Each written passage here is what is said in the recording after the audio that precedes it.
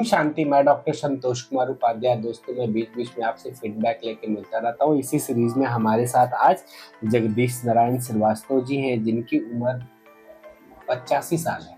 तो बेसिकली बाबूजी को कैनाल स्टेनोसिस थी, जिसका डायामीटर 2 mm था। जो MRI है उसमें इनका जो कमर में L4 L5 का डायमीटर हो वो 2 mm का शो कर रहा था। बेसिकली बाबूजी को कई प्रॉब्लम्स थी, जैसे कि इनको CKD की प्रॉब्लम है, बाइलेटरल ल्यूमिनाइटिस थी।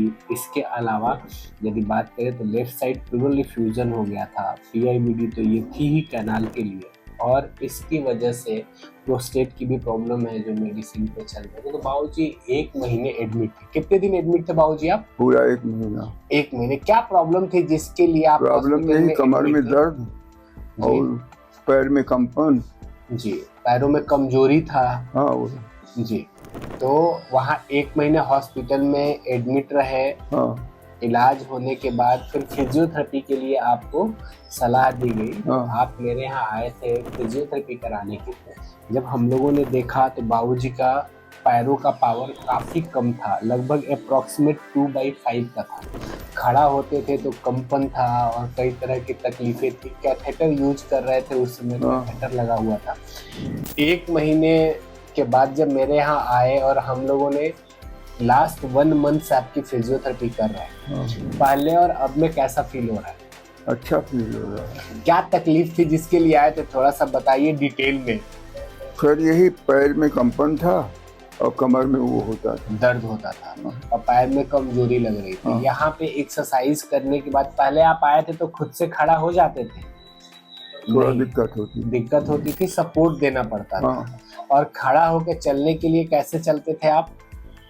वॉकर से एक आदमी जब सपोर्ट देता था तो आप चल पाते थे। धीरे धीरे वॉकर से चलना बेहतर हुआ। कह रहा हूँ आज पहली बार स्टिक से चलना शुरू किए हैं कि पहले भी चल रहे थे? पहले नहीं चल रहे थे ना, आज चल रहे हैं। अब बात करते हैं, आपकी डॉटर है। मैडम, आपका क्या नाम है? मैं संध्या श्रीवास्तव। संध्या मैम।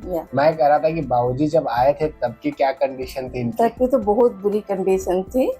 इस समय तो कम से कम 85% ठीक हो चुका है। हाँ। पहली बात जब हम लोगों ने देखा कि इनका डायमीटर 2 mm है, तो पहले तो यही सब लोग सजेस्ट कर रहे थे, मैं भी सजेस्ट कर रहा था कि ये टिपिकल केस है, क्रिटिकल है, इसमें सर्जरी की तरफ जाना चाहिए। लेकिन बाकी सब चीज़ें इतनी कॉम्प्लिकेटेड थी कि सर्जरी एडवाइजेबल नहीं थी, इसलिए हम लोगों ने फिजियोथेरेपी से काम शुरू किया। आपको बाबूजी में जो एक्टिविटी वाइज है कैसा लग रहा है? पहले तो बहुत बेटर हो गया। पहले जो बहुत बुरी कंडीशन थी उनकी, ये खड़े ही नहीं हो पा रहे थे, बैठ नहीं पा रहे थे, हिल नहीं पा रहे थे यहाँ तक कि, तो वो अब बहुत अच्छा है। अपने से बैठ रहे हैं, चल रहे हैं, खड़े हो रहे हैं, वगैरह खुद चले जा रहे हैं, बाथरूम वगैरह अपने से वॉकर लेके चल रहे हैं। तो ये काफी अच्छा है, बहुत अच्छा है। आप लोग कहाँ से आए हुए थे? हम लोग तो वहीं इलाहाबाद के, बट इंदिरा नगर में घर है तो वहीं रुके हुए हैं 2 महीने से।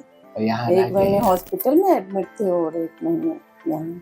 जी, तो दोस्तों आई होप कि वीडियो देख के एहसास होगा कि कैनाल स्टेनोसिस के केस में एज रिलेटेड जो चेंजेस हैं उसमें यदि प्रॉपर एक्सरसाइज की जाए तो इम्प्रूवमेंट आएगा। मैं ये नहीं कह रहा हूँ कि 2 mm पे ऑपरेशन कराना चाहिए या नहीं कराना चाहिए। मैं तो बाबूजी को पहले भी बोला था सबके साथ कि बिना ऑपरेशन के ठीक नहीं होगा, लेकिन चूंकि कंडीशंस अच्छी नहीं थी, हमारे पास कंजर्वेटिव एक्सरसाइज के अलावा और कोई ऑप्शन नहीं था। हमारे जो स्पाइनल सर्जन थे, न्यूरो सर्जन थे, उन्होंने भी मना कर दिया था। आई थिंक आपने दिखाया था ना ऑपरेशन के लिए? डॉक्टर साहब लोगों ने क्या कहा था?